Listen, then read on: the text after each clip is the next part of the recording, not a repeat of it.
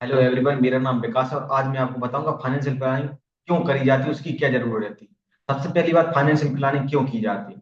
Financial planning इसलिए की जाती है कि कोई व्यक्ति जो पैसा कमा रहा हो, चाहे वो जॉब से कमा रहा हो चाहे बिजनेस से, पैसा एक लिमिटेड है, अनलिमिटेड नहीं है। ऐसा नहीं कि रातों रात बहुत सारा पैसा आ जाएगा।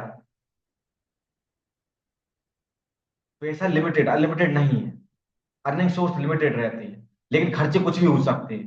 क्या पता अगले ही दिन कुछ ऐसा बड़ा खर्चा आ जाए जो आपको जरूरत पड़ जाए पैसे की। इसलिए आपको हर चीज का प्लान करके चलना पड़ता है। अब फाइनेंशियल प्लानिंग में सबसे पहले दो चीजों की प्लानिंग की जाती है। सबसे पहले एक रहती है नीड की प्लानिंग, एक रहती है वांट्स की प्लानिंग। अब नीड की प्लानिंग और वांट्स की प्लानिंग में लोग क्या करते हैं, दोनों को मिक्स कर देते हैं। नीड्स का मतलब ये रहता है वो चीजें जो आपको जरूरत है, उसके बिना आपका काम नहीं चल सकता। जैसे खाना, उसका नीड है, खाने की नीड है, उसके बिना काम नहीं चल सकता। ऐसे ही घर, रहने के लिए घर चाहिए, या चाहे वो किराए का हो चाहे वो खुद का हो, ये नीड है आपकी। ऐसी एजुकेशन, ये नीड है आप, चाहे प्राइवेट स्कूल में पढ़ो चाहे सरकारी स्कूल में पढ़ो, ये आपकी नीड है। इनका खर्चा चलना चाहिए, इसको बोलते हैं नीड। इसके लिए पैसे की जरूरत रहती है। दूसरा रहता है वांट्स। कुछ ऐसी चीजें रहती है जिनकी आपको जरूरत नहीं रहती, लेकिन आपकी इच्छाएं रहती हैं, जैसे कि घूमने बाहर जाना है, बाहर खाना खाना है, कुछ लग्जरी आइटम खरीदना है। वो आपके वांट्स है, जरूरत नहीं है।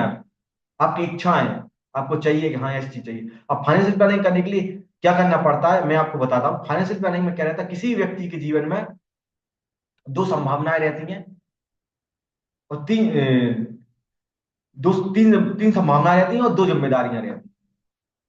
तीन संभावनाएं क्या रहती हैं, या तो वो अपनी पूरी लाइफ नहीं जी पाता, ये पहली संभावना है, तो मृत्यु सबकी आनी है, या तो जल्दी भी आ सकती है लेट भी आ सकती है।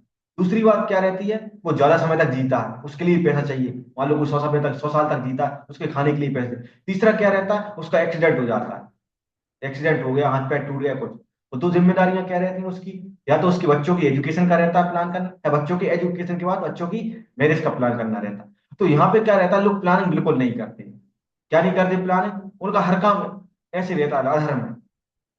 या प्लानिंग भी करते तो गलत करते हैं। क्यों? क्योंकि भारत एक अमीर देश है जहाँ गरीब लोग रहते हैं। ऐसा क्यों कहा जाता है? इसलिए कहा जाता है क्योंकि हम लोग फाइनेंशियली इलिटरेट सोसाइटी में रह रहे हैं, यहाँ पैसे की बात नहीं की जाती। अभी बहुत से लोगों को ये भी पता नहीं होगा कि उनका बैंक में किस बैंक में खाता है और कितने बैंकों में खाता है, उसका नॉमिनी कौन है। उनको नॉमिनी बिल्कुल नहीं पता रहता। अभी किसी के साथ कुछ हो जाता है, उस पैसे का कोई क्लेम लेने वाला नहीं रहता। पैन कार्ड कहाँ रखा हुआ, आधार कार्ड कहाँ रखा हुआ है, चेकबुक कहाँ रखी, किसी के बारे में किसी को कुछ नहीं पता। इस चक्कर में क्या होता है कि जो जिस पर डिपेंडेंट रहते हैं, जिस फैमिली मेंबर जो अर्निंग मेंबर रहता है, उसके ऊपर जो डिपेंडेंट लोग रहते हैं, जैसे उसकी वाइफ है या उसके बच्चे हैं, वो हमेशा स्ट्रगल करते हैं। उनको कुछ पता नहीं, ना वो बताता नहीं है, ये पूछते। ये सबसे बड़ा प्रॉब्लम है। किसी के साथ भी हमने देखा हो, जिसके साथ मिसहैपनिंग हो जाती है, उसके पिताजी को कुछ हो जाता है या वो बीमार हो जाते हैं, तो पैसों की जरूरत पड़ती है, उनको कुछ पता नहीं रहता बच्चों को। वो सिर्फ घबराते फिरते हैं, ना उसकी बात को पता रहता। क्योंकि हम लोग एक मात्र ऐसी कंट्री है जहाँ लक्ष्मी पूजा तो सब कोई करता है, लेकिन पैसों की बुराई भी करते हैं। लक्ष्मी पूजा भी कर रहे हैं। पता नहीं कैसा देश है, इनके पूरे कंसेप्ट ढीले हुए हैं। तो उसको प्रोटेक्शन करने के लिए सबसे पहले क्या करना पड़ता है, जो अर्निंग मेंबर रहता है सबसे पहले उसको इनकम प्रोटेक्ट की जाती है। या खुद को कमाने वाला भी तो बचा रहा है, या उसकी ना होने पे आपको पैसे कौन देगा? कोई है आपका जिम्मेदार? आप एक लोग का नाम बताएं जो आपके जाने के बाद या आप बीमार होगा उसका पैसा देगा। कोई नहीं देगा। कौन सा डॉक्टर जो फ्री में इलाज कर देगा? लेकिन इंसान हेल्थ इंश्योरेंस नहीं लेगा। उसको खुद से लेना चाहिए, लेकिन वो नहीं लेता है। दूसरा, उसको टर्म इंश्योरेंस जो इनकम प्रोटेक्शन के लिए खुद से लेना चाहिए, वो भी नहीं लेता है। वो क्यों नहीं लेता? क्योंकि उसमें ये रहता है कि आप मरे तो पैसा मिलेगा, नहीं तो नहीं मिलेगा। तो भाई वो टर्म इंश्योरेंस आपको जीने के लिए लिया जाता है, मरने के लिए नहीं लिया जाता। कि भैया ऐसा थोड़ी इंश्योरेंस करके मर जाओ। दूसरा प्लान रहता है अपने बच्चों की एजुकेशन के लिए। अब उसके लिए आपको पहले से ही प्लानिंग करनी रहती है कि आपको बच्चों को क्या बनाएंगे। एंड टाइम पर नहीं रहता कि हम डॉक्टर बनाएंगे, इंजीनियर बनाएंगे, लॉयर बनाएंगे, चार्टर्ड अकाउंटेंट बनाएंगे, या कुछ फॉरेन जाएंगे पढ़ने के लिए। एंड टाइम पे कुछ नहीं होता। अगर ऐसा होता तो लोग बाग एजुकेशन लोन नहीं ले रहे होते। इंडिया में सबसे ज्यादा लोन लिया जा रहा है पर्सनल लोन के बाद, तो एजुकेशन लोन नहीं लिया जा रहा है। क्यों लिया जा रहा है? क्योंकि बच्चों को पढ़ाना कंपलसरी है और पैसा इकट्ठा किया नहीं है।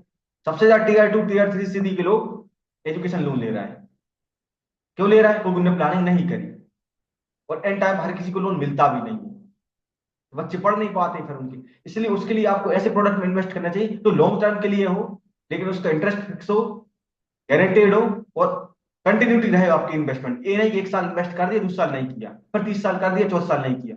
कंटिन्यूटी होनी चाहिए कोई भी इन्वेस्टमेंट में, तब वो इन्वेस्टमेंट फाइनेंशियल प्लानिंग में गिना जाता है। अब बात आती है रियल एस्टेट की। अब रियल एस्टेट से कई लोग प्लानिंग करने की सोचते हैं, तो रियल एस्टेट का एक ही काम रहता है जो ट्रांसफर करने के लिए रहता है, संपत्ति बनाने के लिए रहता है। उसका काम ये नहीं रहता बच्चों की शादी का, एजुकेशन का, या फिर तुम्हारे क्या बोलते हैं ये मेडिकल के लिए, उसका नहीं होता। मैंने बहुत से लोगों को देखा है कि वो जायदाद बहुत बना लेते हैं, लेकिन मान लो कभी बीमार हो गए तो फिर वो जमीन बेचनी पड़ती है उन्हें, वो जमीन बिकती नहीं है। अब जमीन बेचोगे हॉस्पिटल में इलाज करवाओगे, तो उसके लिए आपको हेल्थ इंश्योरेंस ही काम आएगा। लेकिन लोग हेल्थ इंश्योरेंस लेते ही नहीं है इंडिया में। इतना ज्यादा मतलब लोगों के अंदर अनअवेयरनेस है, इतना अवेयर किया जा रहा है, उसके बाद भी नहीं लेना है। बाकी हर चीज लेंगे, घर लेंगे, गाड़ी लेंगे, बंगला लेंगे, बाकी लग्जरी सब चाहिए उनको, भले इनकम उनकी कम हो, लेकिन जो जरूरत है हेल्थ इंश्योरेंस वो नहीं लेंगे, ना टर्म इंश्योरेंस लेंगे। आजकल लोगों को देखा जा रहा है एक्सीडेंट और बहुत मर रहे हैं, लेकिन वो टर्म इंश्योरेंस बिल्कुल नहीं लेंगे। उनको ऐसा लगता है उनके जाने के बाद या उनके बीमार होने के बाद कोई तीसरा व्यक्ति उनको खर्चा उठा देगा, और फालतू की उधारी की जिंदगी लेके लग्जरी ले रहा है, गाड़ी उधारी पे ले लेंगे, मोबाइल उधारी पे ले लेंगे, जिसकी कोई जरूरत नहीं है।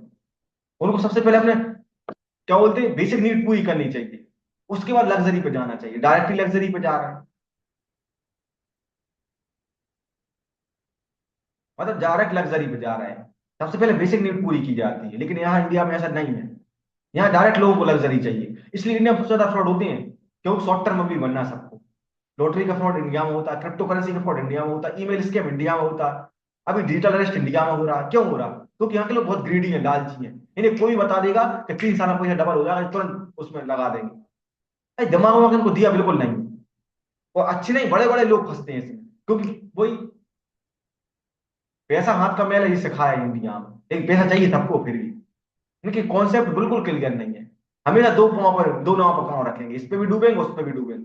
इनको ये नहीं पता जितना ज्यादा प्रॉफिट रहता है उतना ज्यादा लॉस भी रहता है, नहीं इनको प्रॉफिट पूरा चाहिए, 100% प्रॉफिट चाहिए। ऐसे बिजनेसमैन को, जहाँ छोटे मोटे बिजनेसमैन है उनको पूरा चाहिए प्रॉफिट 100%, किसी को शेयरिंग नहीं करेंगे, भाई दूसरे को भी दे दे, 52 कमा 50 मैं कमा, या 32 कमा 30 मैं कमाता हूँ, इस टाइप से भी नहीं, पूरा चाहिए 100%। जो बड़े बिजनेस रहते हैं वो 2 या 4% में खुश है, वो कहते तू भी कमा भाई मुझे कोई दिक्कत नहीं, लेकिन यहाँ पूरा चाहिए मालिक को। इसके चक्कर में होता है, रिस्क भी ये पूरी लेंगे, रिस्क डाइवर्सिफाई नहीं करते। बड़े बड़े इन्वेस्टर बोल रहे हैं रिस्क डाइवर्सिफाई करो, नहीं। जितने भी बड़े लोग रहते हैं उनका पैसा भी पूरे स्टॉक मार्केट में नहीं लगा हुआ, 10 से 20% ही लगा है उनका भी, मगर उनका 10-20% बहुत रेशियो में बहुत ज्यादा हो जाता है, क्योंकि पास करोड़ों की जायदाद रहती है। यहाँ तो हमारे पास 10-20 लाख रुपए नहीं है, और लेकिन लगाएंगे पूरे स्टॉक मार्केट में, क्यों? करोड़पति बनना है ना। ये नहीं कि भाई पहले उसका 50% ऐसी जगह लगा जिससे तेरे रोड पे आने की नौबत ना पड़े, या कुछ दिक्कत हो जाए, 2-5-10% मार्केट गिर जाए तो तेरी धड़क धक धक ना हो। क्योंकि मार्केट एक टाइम में बुल चलता है, एक तरफ बियर चलता है। एक टाइम में मार्केट में हर कोई पैसा कमाता है, लेकिन एक टाइम में गिर जाता है।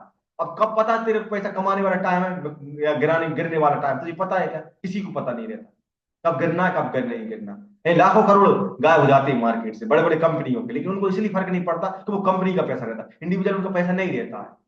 वो भी ऐसी जगह कुछ ऐसी एसेट्स में पैसा लगा के रखते हैं जहां उनको फिक्स रिटर्न मिलता रहे। ऐसा नहीं कि वो लोग एफडी नहीं करवाते, करवाते हैं, लेकिन वो उतनी पैसे ही करवाते जो उनको बेसिक कंपेयर हो जाए, मतलब उसका बेसिक नीड पूरी हो जाए, उसके बाद नहीं करवाते। यहाँ भैया एफडी का पैसा तोड़वा के तुम शेयर मार्केट में लगा रहे हो या रियल एस्टेट में लगा देते हो जल्दी अमीर बनने के चक्कर में, फिर ना तुम घर के रहोगे ना घाट के रहोगे, क्योंकि बात की पिक्चर तो कोई दिखाता नहीं है ना। शुरू में दिखाया भाई इतने परसेंट रिटर्न, उतने परसेंट रिटर्न, अपना डैशबोर्ड खोल खोल के बताएगा। तो कभी भी 10 से 20% ज्यादा अपना पोर्टफोलियो का एक्सपोजर ना दे म्यूचुअल फंड में, स्टॉक्स में।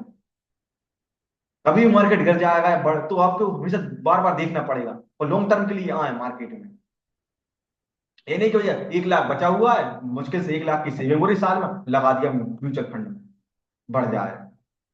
सबसे पहले नीड पर ध्यान दो। म्यूचुअल फंड से बॉन्ड्स पूरा होता है, नीड पूरी नहीं होती। नीड पूरी होनी, बॉन्ड्स चाहिए, लग्जरी चाहिए इनको, इसका ध्यान रखें आप।